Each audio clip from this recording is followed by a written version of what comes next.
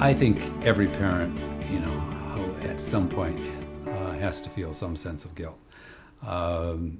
And we probably had less of that because our daughter was adopted.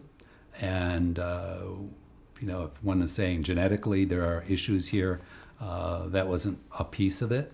But when you get to the point where you suddenly decide to put your child on medication, which happened for us when our daughter was 10 years old, you then look back and you say to yourself, should we have done it earlier? So no matter how much education you have, you probably could be a psychiatrist or a therapist. And still, as you deal with your own situation with your child, it's, I think, difficult to separate yourself and be objective about that because there isn't a lot of clarity as to, what causes all this.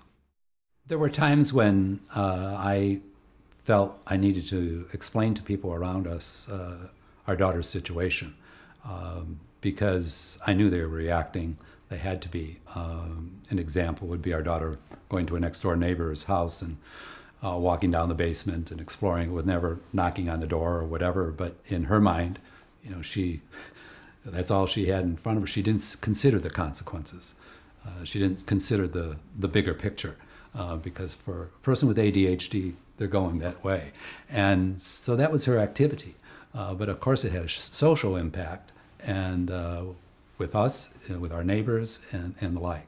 So when I did that, and then she went 2 weeks later to someone else, a characteristic is not to learn from one situation and make transfer to another situation. So she went about and did it again. So I talked to everyone in the neighborhood and explained to them the challenges that our daughter was facing.